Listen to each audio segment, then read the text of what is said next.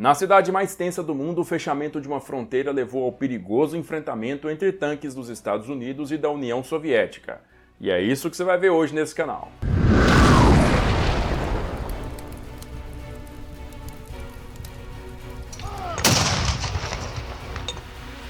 Fica aqui comigo até o final, mas se você for novo, já clica nesse botão aqui e se inscreve na Sala de Guerra. Também dá um joinha pra gente e compartilha esse vídeo com todos os seus amigos para todo mundo ficar feliz. E a ganhadora da nossa caneca da FEB foi a Rayane Machado, que vai receber essa belezura no conforto de casa. Então, bora lá para nossa história. No final da Segunda Guerra Mundial, a Alemanha inteira foi dividida em 4 zonas de ocupação, sob responsabilidade dos Estados Unidos, França, Reino Unido e União Soviética.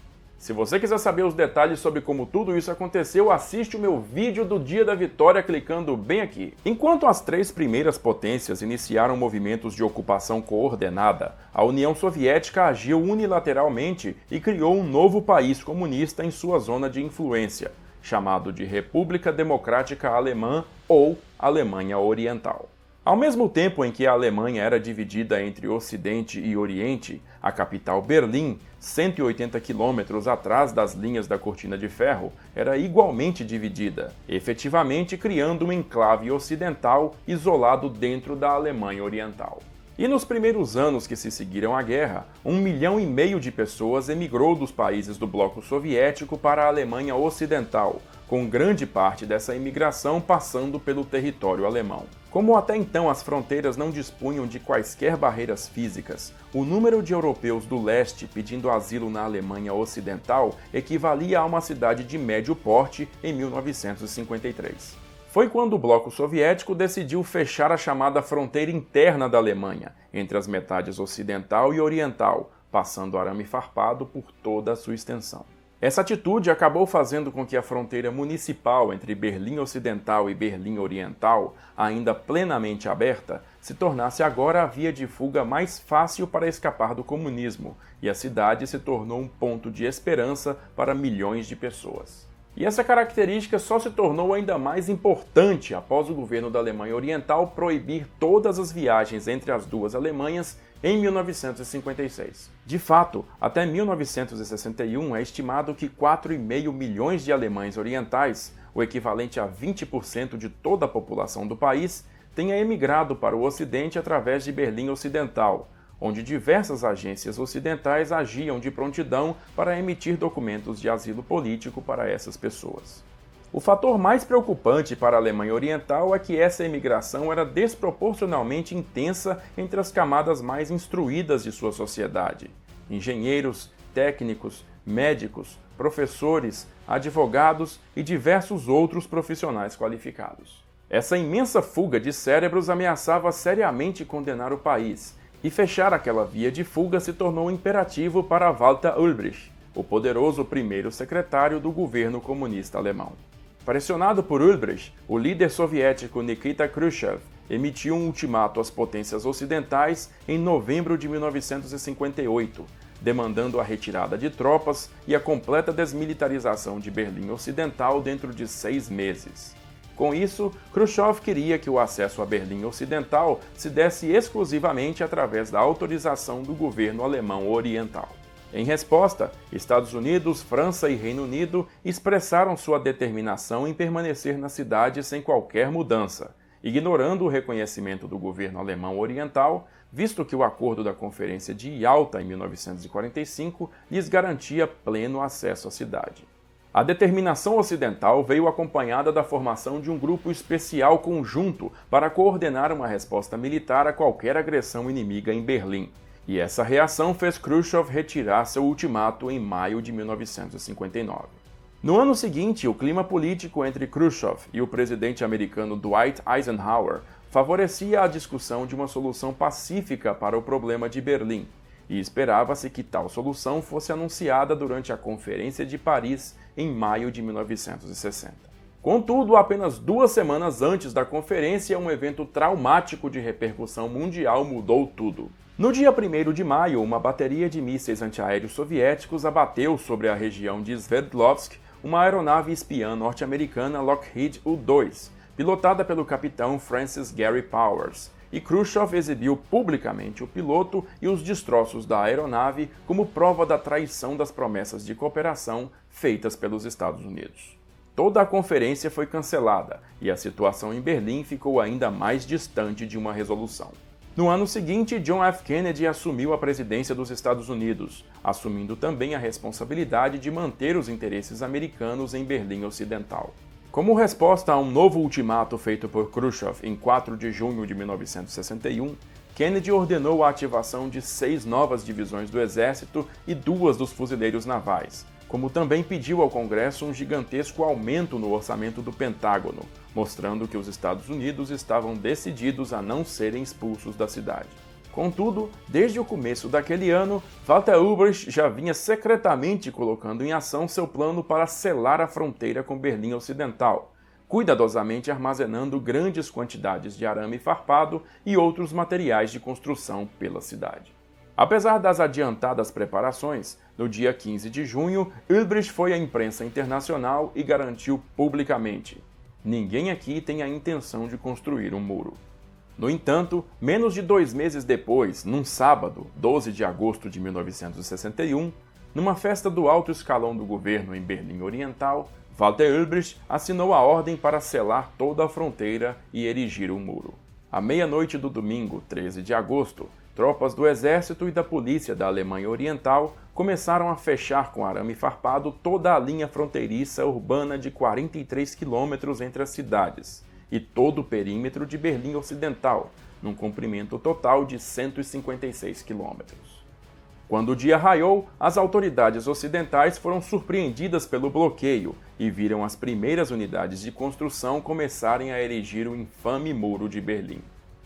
Como resposta, Kennedy chamou para o serviço ativo 150 mil reservistas das Forças Armadas e enviou para a Europa uma força de 216 aeronaves de combate, elevando ainda mais as tensões em Berlim. Para acompanhar de perto os acontecimentos, Kennedy decidiu enviar a Berlim como seu representante pessoal o influente general Lucius Clay, que havia sido governador militar da cidade durante a crise chamada Ponte Aérea de Berlim, ocorrida quando Stalin tentou fechar o acesso terrestre a Berlim Ocidental em 1948. E se você quiser um vídeo sobre esse ocorrido, é só dizer aqui embaixo nos comentários. Clay tinha amplo conhecimento de Berlim e era uma figura adorada pelos berlinenses, como também acreditava que a força era a única linguagem que os soviéticos respeitavam. Para tanto, Clay decidiu equipar os tanques americanos na cidade com gigantescas pás de trator, como preparação para demolir o muro caso fosse necessário. Com a construção e o fechamento da fronteira ao longo de toda a Berlim Ocidental, postos de checagem foram montados ao longo das barreiras, os famosos checkpoints, chegando a um total de 12. Mas o mais famoso deles foi aquele construído na interseção da Friedrichstraße com a Zimmerstraße, entre os setores americano e soviético, o Checkpoint C ou Checkpoint Charlie. E foi lá no Checkpoint Charlie, no dia 22 de outubro de 1961, que a crise de Berlim chegou ao seu ápice. Naquele dia, o chefe da missão diplomática americana em Berlim, Alan Leitner, em seu carro identificado com placas das forças de ocupação, foi parado pela polícia da Alemanha Oriental quando tentava entrar em Berlim Oriental.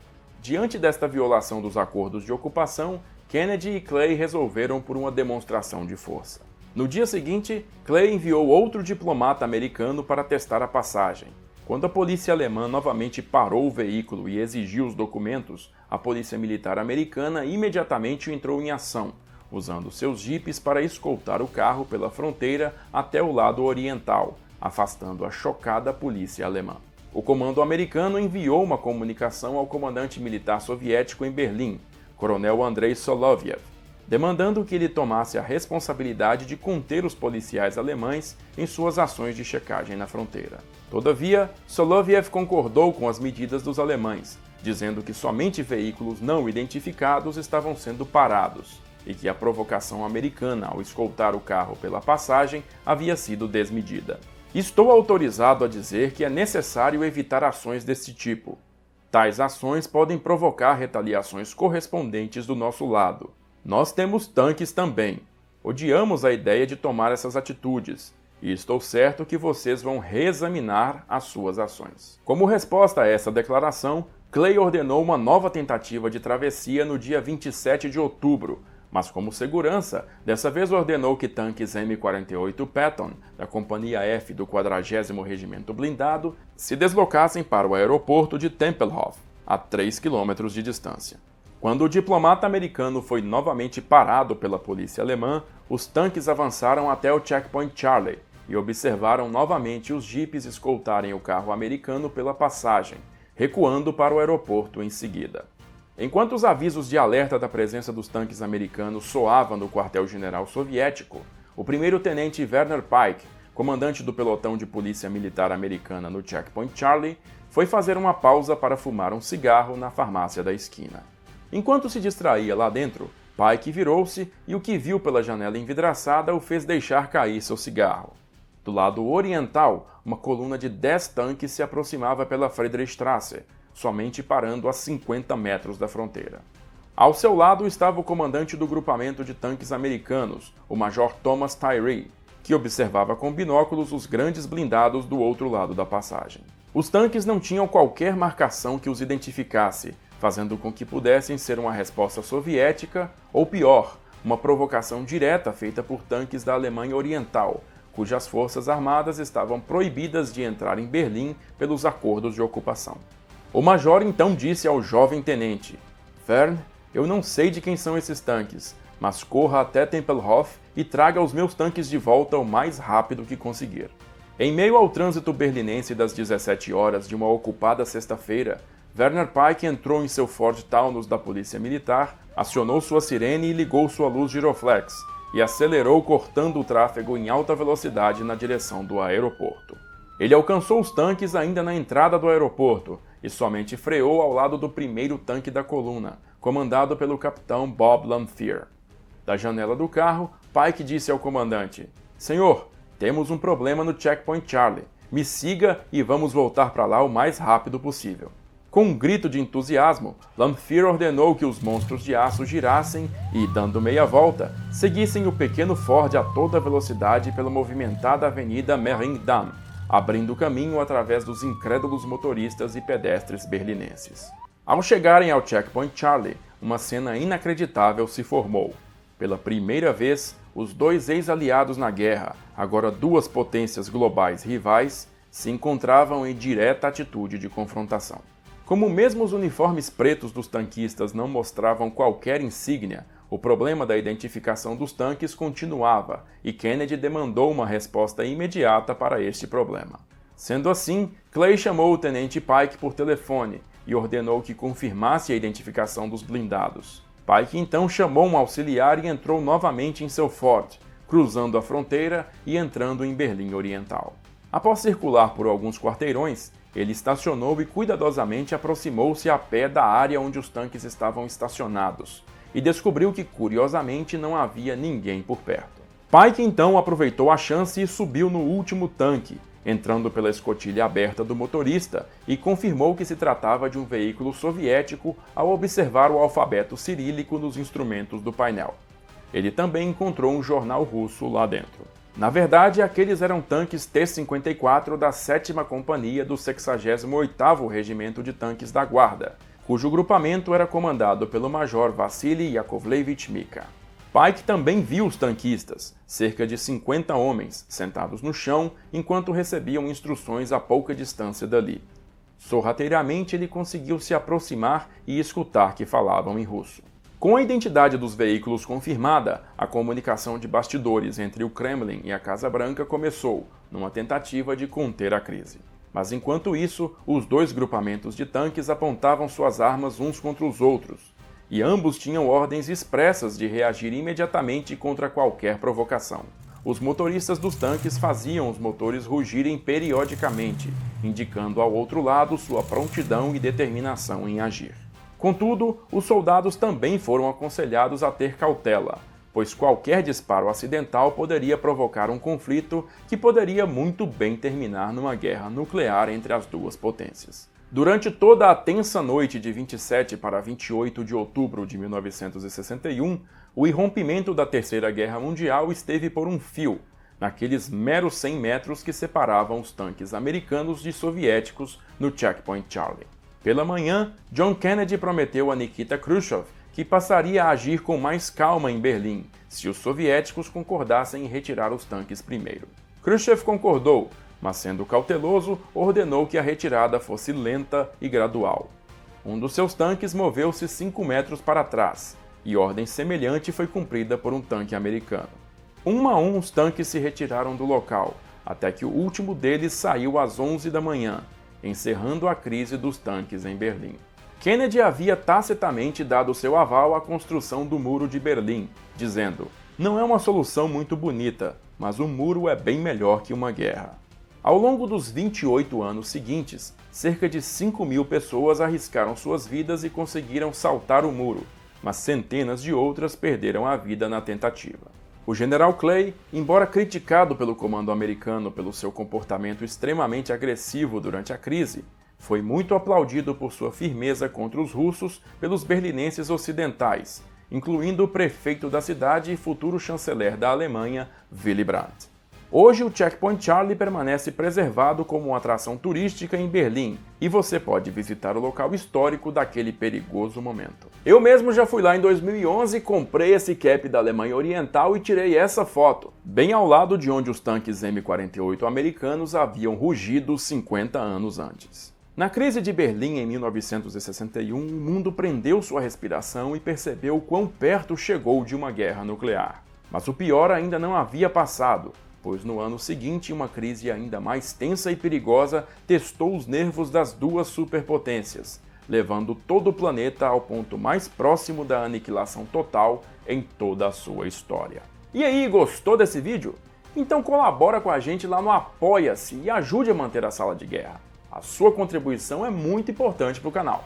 Eu já vou agradecendo aqui a todo mundo que está ajudando, em especial a esses camaradas aqui que são, ó, de primeira. Por enquanto, assiste esses vídeos que eu selecionei para você, se inscreve no canal e badala o sininho, para não perder as notificações quando eu postar mais vídeos. Eu vou ficando por aqui, agradeço novamente a sua audiência e aquele abraço da Sala de Guerra.